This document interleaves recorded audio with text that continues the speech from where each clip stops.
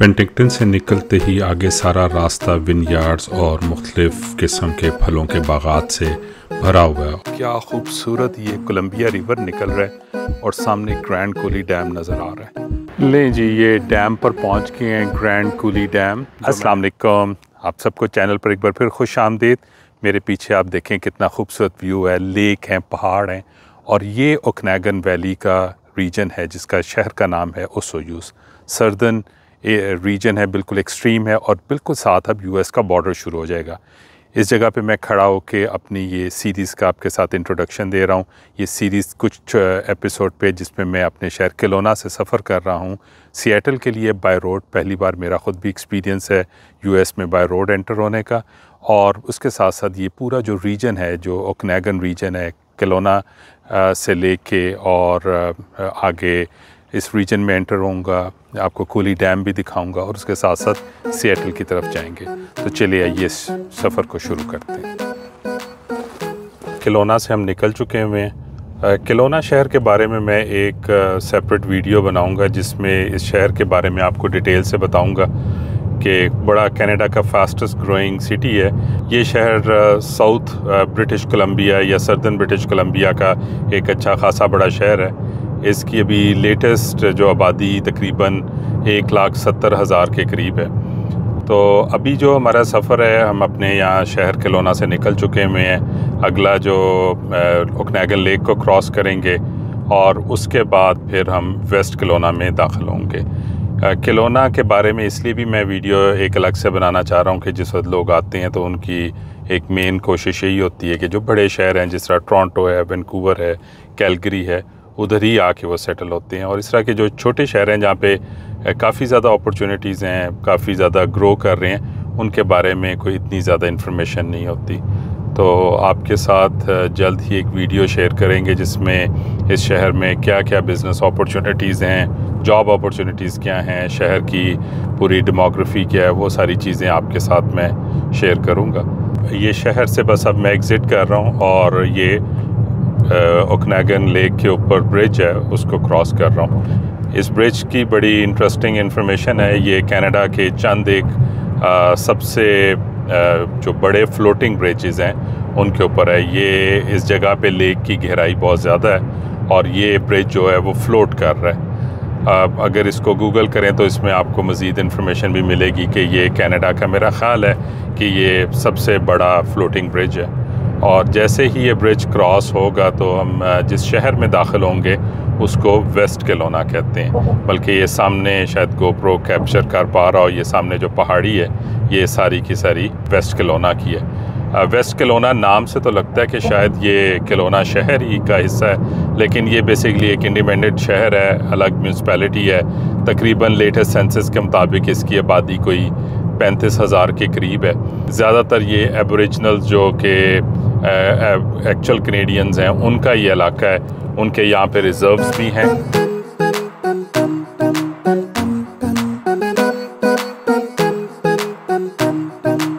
जैसे ही मैं वेस्ट केलोना से निकलूँगा, इस वक्त मैं हाईवे 97 के ऊपर हूँ। ये हाईवे 97 ब्रिटिश कोलंबिया को अप नॉर्थ में अल्बर्टा के साथ भी कनेक्ट करती है और यही आगे वैंकूवर तक जा रही है।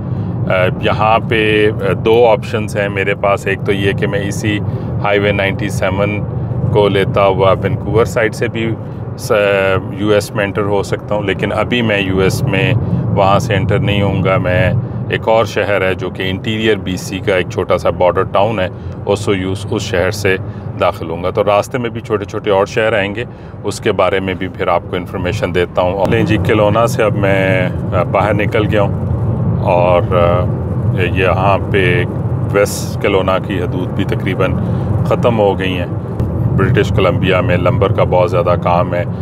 दुनिया में जहाँ जहाँ लंबर सप्लाई हो रही है उसमें सबसे ज़्यादा लंबर रशिया और कनाडा देता है, और जिसके अंदर ये ब्रिटिश कोलंबिया का इलाका भी शामिल है। तो ये सामने रास्ता आ गया जो मैं पहले बात कर रहा था। यहाँ से दो रास्ते निकल रहे हैं। एक हाईवे 97C है जो कि सी कनेक्टर से है, और ये एक रास्ता है जो कि पहाड़ों को बिल्कुल ऊपर पहुंचता है। तकरीबन किलोना की जो हाइट है वो सतह समंदर से तकरीबन कोई 350 मीटर है, और यहाँ से एकदम रैपिडली आप तकरीबन 1800 से 1900 मीटर के दरमियान, तकरीबन 1750 मीटर के करीब आप ऊपर जाते हैं। तो ये रास्ता लिखा आ रहा है जिसमें मेरिट, कैमलूप्स, होप, ये कनेक्टर का रास्ता है। लेकिन मैंने दूसरा रास्ता लिया जो कि हाईवे 97 साउथ कहलाता है, जो पिंटिक्टन और ओसोयूज़ की तरफ जा रहा है। और ये सामने बहुत ही खूबसूरत, जैसे इस रास्ते से निकलें तो ये आई होप के कैमरा कैप्चर कर रहा है कि बड़ा ही खूबसूरत लेक का व्यू आता है। ओकनेगन लेक नज़र आ रही है। ओकनेगन लेक काफ़ी बड़ी लेक है, तकरीबन कोई 90-100 किलोमीटर इसकी लेंथ है, और इसके किनारों पे 3 शहर हैं।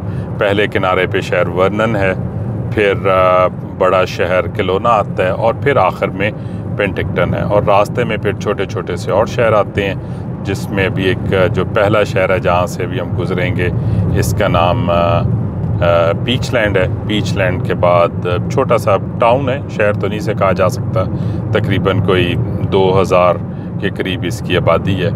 और उसके बाद फिर आगे जो बड़ा शहर आएगा या बड़ा टाउन आएगा वो समरलैंड कहलाता है। तो यहाँ से तकरीबन पीचलैंड अभी 6 किलोमीटर है, बिल्कुल लेक के ऊपर है। और यह पीचलैंड, समरलैंड, ओसोयूज़, पिंटिक्टन, किलोना, ये तमाम इलाके जो उनसे वनयार्ड्स, डिफरेंट ऑर्चर्ड जिसमें सेब है, खुबानी है, पीचेस हैं, एप्रिकॉट्स हैं, आड़ू, पीच, खुबानियाँ, इन सब के लिए ये इलाके बहुत ज़्यादा, यहाँ पे बहुत ज़्यादा बागात हैं उनके। और जो लोग पाकिस्तान से इमिग्रेशन पे या इंडिया पाकिस्तान से आते हैं और एग्रीकल्चर से रिलेटेड हैं, उनके लिए यहाँ पे एक अच्छी अपॉर्चुनिटी है अगर वो इस इलाके में आना चाहें और आके यहाँ पे एग्रीकल्चर से वाबस्ता होना चाहें। तो अभी ये पीचलैंड से गुज़र रहे हैं।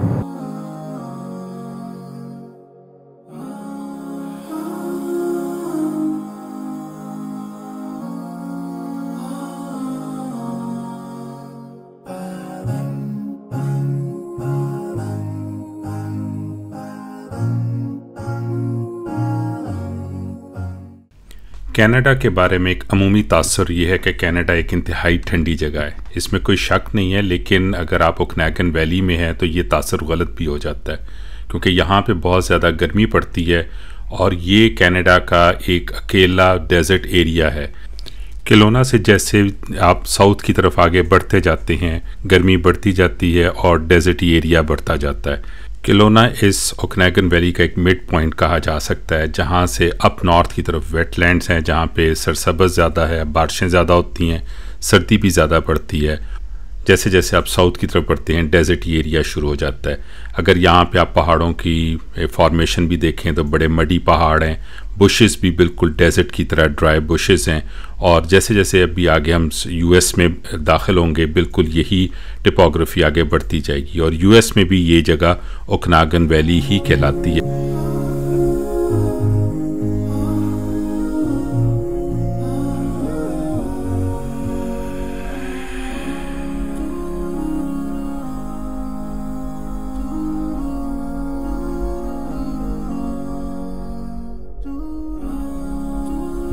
लें जी नाजरीन, अब हम पिंटिक्टन शहर में दाखिल हो गए हैं।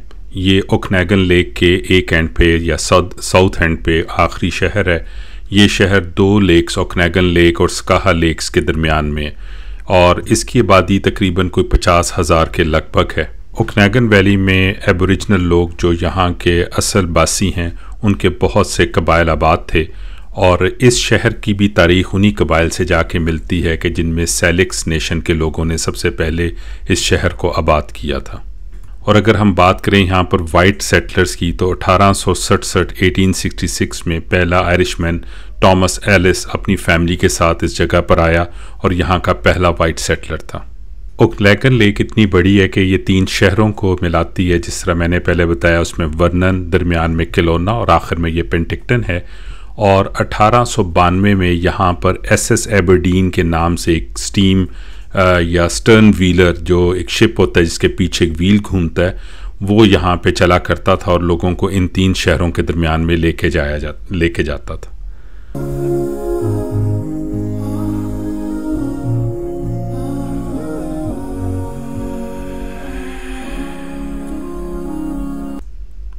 पेंटिंगटन से निकलते ही आगे सारा रास्ता विनयार्ड्स और मुख्तलिफ़ किस्म के फलों के बागात से भरा हुआ है और रास्ते में एक बड़ी मशहूर जगह ओलिवर आती है।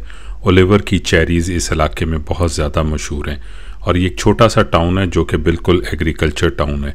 ओलिवर शहर से लेके आगे ओसोयूज़ तक हर तरफ रास्ते पर बागात ही बागात हैं, जिसमें चेरी के बागात, अंगूरों के बागात, सेबों के बागात और खुबानियाँ, इस तरह के फल यहाँ पे बकसरत पाए जाते हैं। बल्कि कनाडा का ये फलों का हब कहलाता है।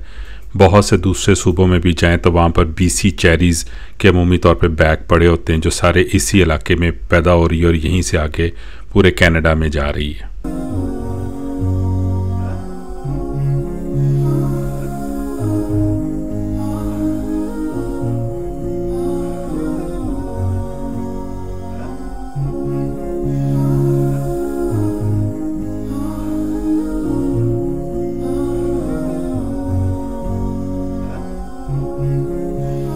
ये सामने लेक इंतहाई खूबसूरत है। ये लेक आधी US में आधी कनाडा में, और इस वक्त जिस जगह पे खड़ा हूँ ये कैंप साइट है। यहाँ पर RV की भी जगह है, डे पिकनिक की भी जगह है। बड़ी अच्छी जगह। अगर आप इस तरफ किलोना या सर्दन BC की तरफ आए हैं तो एक अच्छा स्पॉट है। ख़ासतौर पर गर्मियों में लेक्स जल्दी यहाँ पे गर्म हो जाती हैं क्योंकि ये गर्म रीजन है, डेजर्टी एरिया है। यहाँ से अब हम दाखिल होंगे US के लिए।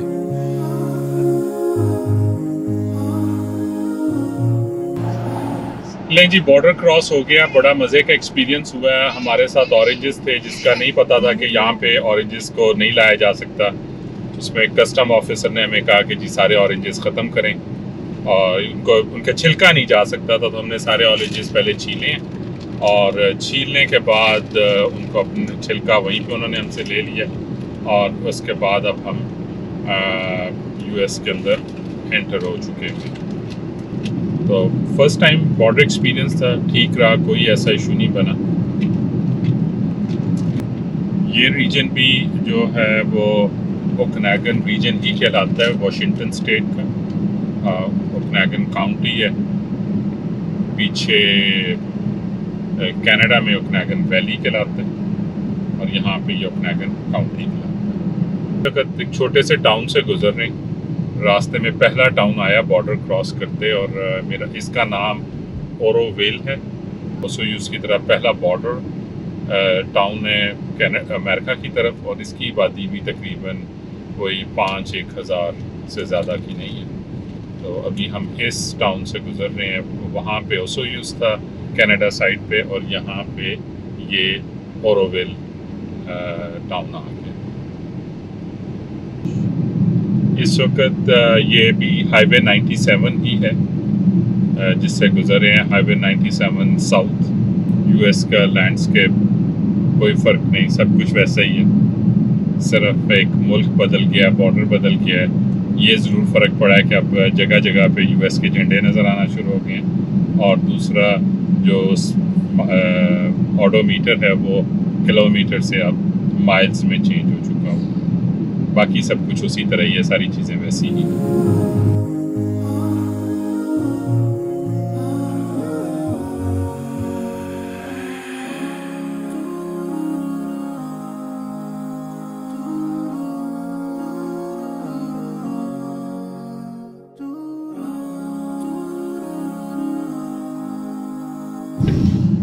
अब एक और छोटे से टाउन में एंटर हुए हैं। इसका नाम टुनास्केट है।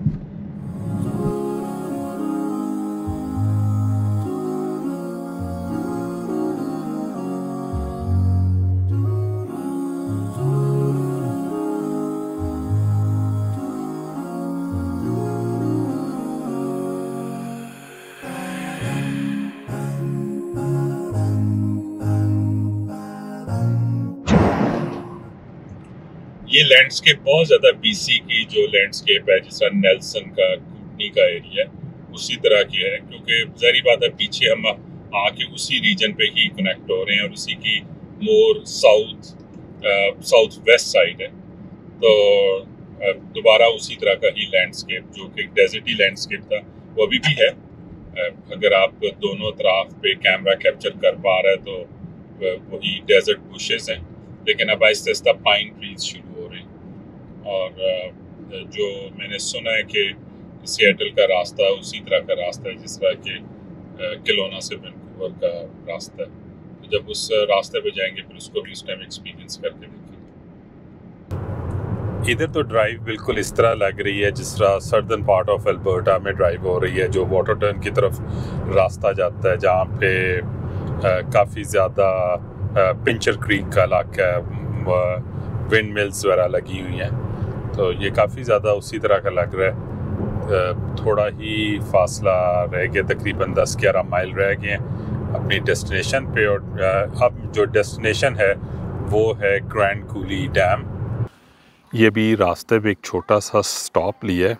क्या खूबसूरत ये कोलंबिया रिवर निकल रहा है और सामने ग्रैंड कूली डैम नज़र आ रहा है।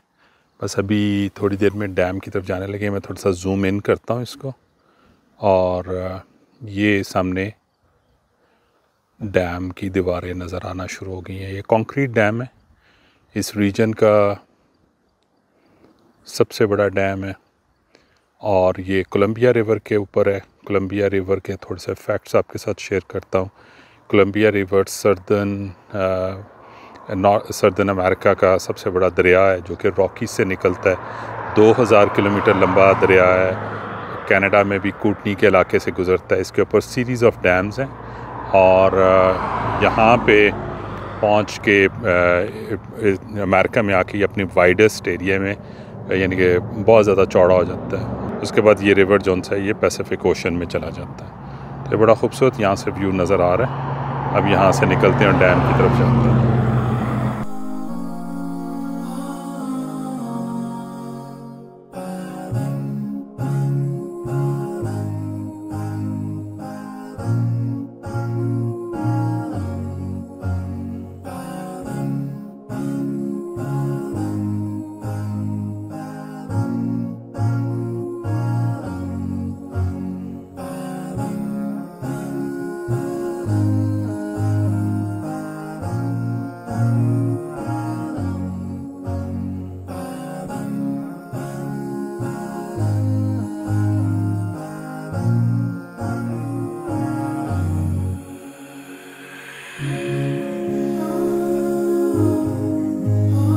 लें जी, ये डैम पर पहुंच गए हैं, ग्रैंड कूली डैम, जो मैंने आपको बताया था कि कोलंबिया रिवर के ऊपर है। कोलंबिया रिवर अमेरिकन और कैनेडियन रॉकीज से निकल रहा है, तमाम तर रास्ता क्रॉस करते हुए, जिसमें कनाडा का कूटनी का इलाका है। वहाँ से ये 2000 किलोमीटर लंबा दरिया है, जो कि कोलंबिया रिवर इस रीजन का सबसे बड़ा दरिया है, और उसके ऊपर ये अमेरिका के अंदर ग्रैंड कूली डैम बना हुआ है। तो इस वक्त हम डैम साइड के ऊपर हैं। कंक्रीट का डैम है। सामने देखा जा सकता है कि स्पिलवेज जोन सी हैं वो भी नहीं चली हैं, स्पिलवे बंद है।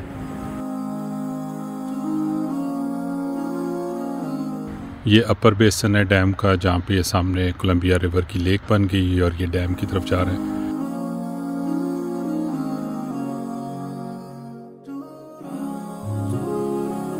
तो ये आज का व्लॉग इधर ही आज ख़त्म करते हैं, ग्रैंड कूली डैम के एक क्विक शॉर्ट टूर के साथ। स्टे इन ट्यून, अभी और एपिसोड आ रहे हैं जिसमें मैं सिएटल तक जा रहा हूँ। तमाम तर रास्ते का आपको लैंडस्केप भी दिखाएंगे, और भी टूरिस्ट अट्रैक्शन पे जाऊँगा। तो प्लीज़ अगर आपने चैनल को सब्सक्राइब नहीं किया तो चैनल को सब्सक्राइब कर दें, वीडियो को लाइक शेयर ज़रूर करें। मिलते हैं अगले एपिसोड में। अस्सलाम वालेकुम।